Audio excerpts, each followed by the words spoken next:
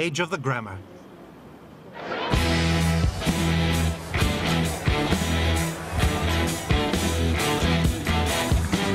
To stay in this new meritocratic game, the Tories ditched their Grousemoor image and chose Ted Heath to lead them, the grammar school-educated son of a carpenter.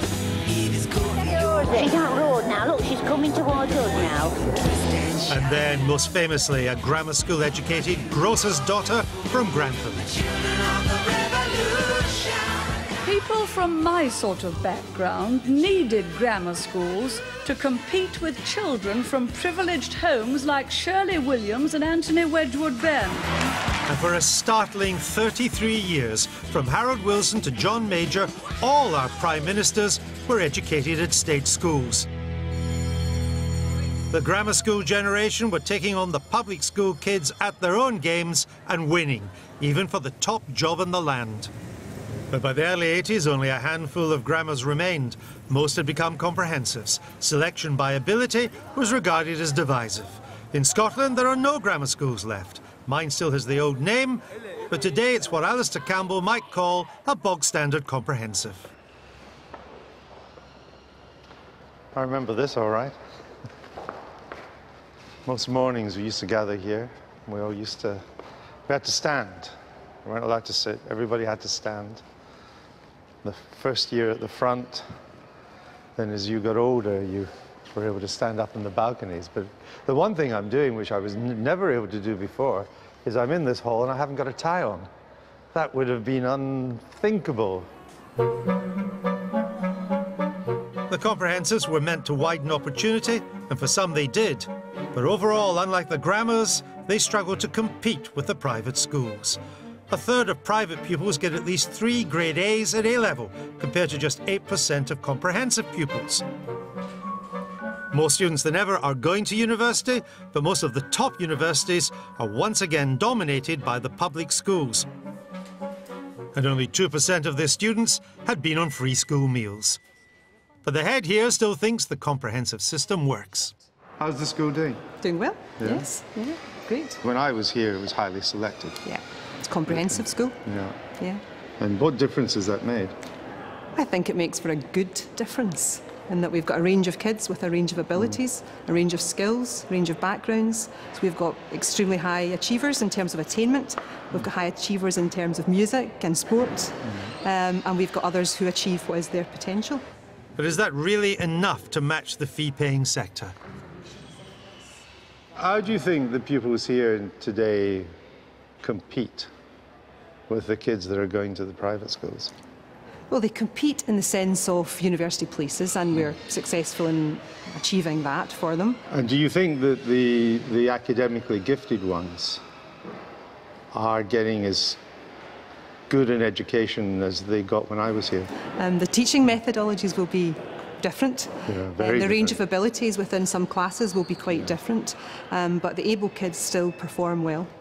The examination board is now looking for. I'm sure some of the kids will do well, but I feel they won't be equipped to challenge their public school contemporaries, as we did when I stalked these corridors. Well, Mr. Dunbar is probably the reason people do history.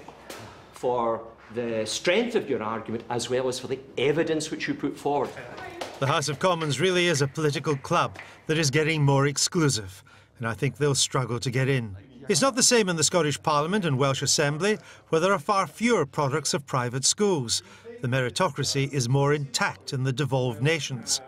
But do pupils here think they're being equipped to fight for a place in the Commons? This history class is studying for their final exams. In Scotland, they're called Highers. Use the information. Good morning. Good morning. Meet Mr. Neil. Hello. How do you do? Nice to see you. Come to visit Good your morning. history class. Do you think that you can go to a school like this, as I did? You can do that and have a political career? I don't see why we shouldn't. I think that, like, at the end of the day, we get a good education here, and we work hard and get our hires. But is hard work enough? Or do these youngsters have one hand tied behind their back in competing with the public schools? In these public schools and in the funded schools, there's a sort of a sense of an old boys club. You have this connection and you're going to get furthered with that connection. That's an interesting point you make. It's about networks. Connections matter. Oh, it's a they matter a lot because it's a very big reason. Most of our Prime Ministers have all gone to public schools, gone to very good universities, because they've had that connection, they've had that chance. You think you have to work harder than the kids going to the private schools? I think we do, because I don't know anyone that's ever went to Oxford or Cambridge or St Andrews, and I would love to go to St Andrews, but it's a very little chance that I'll get in. I just simply don't know anyone. It's called the Scottish Oxford for a reason. Rachel sums it up in one. If the public schools have a grip on places at the top universities, with the contacts they inevitably make there, they have a grip on the top jobs in Westminster afterwards. Consider today's breed of 40-something political leaders. They're the first post-grammar school generation. 30 years on from the end of the grammars, it's no coincidence that public school boys have triumphed. Without the grammars, there's simply less competition. And that means politics is missing out on a lot of potential. It's not just working class folk who are at a disadvantage. Even those from the mainstream middle class, and most middle class kids go to state schools, are struggling to compete with this new public school stranglehold on our politics. So it's not just a case of the poorest 10% struggling to get a rung on a ladder alongside the other 90%. It's a case of the 90% struggling to get a place alongside the top 10%. Best-selling author Tony Parsons, himself the son of a greengrocer, agrees the vast majority of us are missing out on opportunity. Now, the working class and the middle class are in this together. It's not a question of class warfare. It's not a question of being chippy. It's kids from ordinary homes. The overwhelming majority of children in this country whose parents desperately want them to get a good education, an excellent education, to be able to take on the pupils from anywhere, and they're not getting it. So does it matter to the coalition that so many of their top rank went to expensive public schools? Sarah Tether is the Lib Dem Minister of the Education Department. I think it matters that politicians at the moment don't represent the United Kingdom. I don't think that's a good thing. I don't think it's good for trust in politicians. So the answer to your question is yes, I think it does. And I think the reasons for it are probably quite subtle. They are partly about wealth. You know, we already see it's not just politics, but in journalism, at the top end of business, we also see similar patterns that if you come from a wealthier background, you're more likely to get a good education, so you're more likely to reach the top. You see, if we were sitting here in the 1950s, we'd begin to see some social changes taking place, and we'd begin to see the beginnings of a meritocracy, and we'd have seen it speeding up in the 60s and into the 70s. And now it seems to be in reverse. I mean, are you aware of the figures of your coalition? You've got 119 ministers. 10% of you went to one public school, Eton. 66% of you were privately educated in a country where only 7% of us are privately educated. Well, I think there's a lot that needs to change, and this is part of the reason why there's such a focus on the education system and also on preschool, because it isn't just about the school that you go to. The pattern between rich and poor is set long before you start school. But again, that was true in the 50s. That was true for people in my background. But we made it through with this coalition. It's tough. There's almost nobody from my kind of background in this coalition. Well, I said things need to improve. Unsurprised but pleased, the leading light of this public school-dominated coalition acknowledging we have a problem, even though I'm sceptical they've yet found the answer. Oxford, the next step in the pipeline to the top. It's become a virtual finishing school for politicians. Over the years, it's produced 26 prime ministers. There are over 100 universities across the UK, quite a few world-class. So why did over 100 current MPs graduate from this one institution? Well, even more than Cambridge, Oxford is tailored to groom the political leaders of the future with its PPE course. That's philosophy, politics and economics. 8 of those who attend Cabinet and half a dozen of the shadow Cabinet studied it. It's about as classy an apprenticeship as you'll get in the trade of politics. Bill Johnson taught comprehensive educated Foreign Secretary William Hague and Energy Secretary Chris Huhne when they both read PPE here. Could you see that these were the politicians of the future? Oh, well, with William Hague, it was already clear because he'd been to the Conservative Party conference as a 16-year-old. And, I mean, I have to say that most of my colleagues were rather men of the left, and they groaned when they saw that he was in. Said, oh, Lord, we don't want that sort of person doing. But, in fact, he was extremely good. And on merit, you had to have him, whatever you thought about it. But it was quite clear he was always going to be a Conservative politician, you know. Bill Johnson's college, Magdalen, is arguably the classiest political finishing school of all.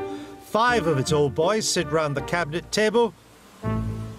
There's more Magdalen men than there are women cabinet ministers of any background. You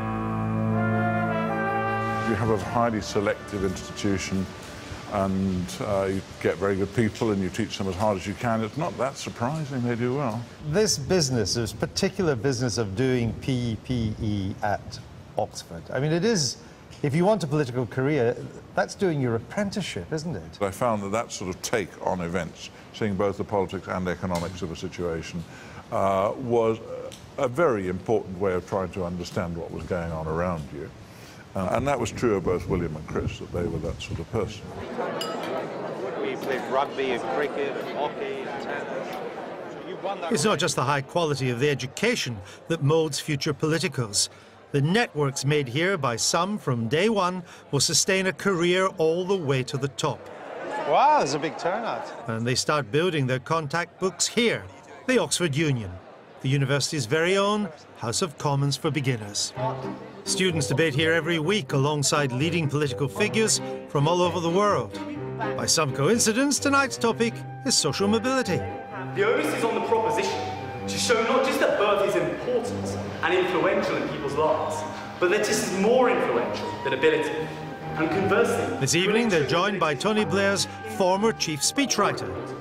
I was intrigued by the reception that was given to 2 speeches of such obvious intellectual mediocrity. I was reminded... And a senior broadsheet commentator. Of 80,000 15-year-olds on free school meals in 2002, only 45 got into Oxford or Cambridge. On a second note, I'd like to argue with the notion that university entrance is the sole arbiter of success in life. I would much rather someone be happy. The motion is passed. This House does believe that today birth matters more than ability. And the leg up from the connections made right here at the Union matters too. Why do so many presidents of this union go on to become politicians? I think because, well, obviously a lot of presidents are very, very politically interested. You get a good training in debating, in how to run an institution. You meet a lot of politicians when you're doing it, so it kind of gives you some sense of the excitement of politics. Did they look like a bunch of budding politicians in there? Well, they all are, aren't they? That's what the union is. It's just breeding ground for politicians. But the debates are interesting, so I'll come back anyway. But that's what they all do it for. It gives you a sense of the kind of continuity of the institution. The list of former members here is a roll call from the front rank of political history. Nigel Lawson, he was Christchurch. Ken Baker, Magdalen. And the current cabinet. Oh, who's this chap in the kilt here? That's got to be... That's Michael Gove. Michael Gove. Ex-president, who is now the Government Minister for Schools and Education. And it's not just the top posts in the coalition government that are dominated by Oxbridge. Fewer leading Labour figures may have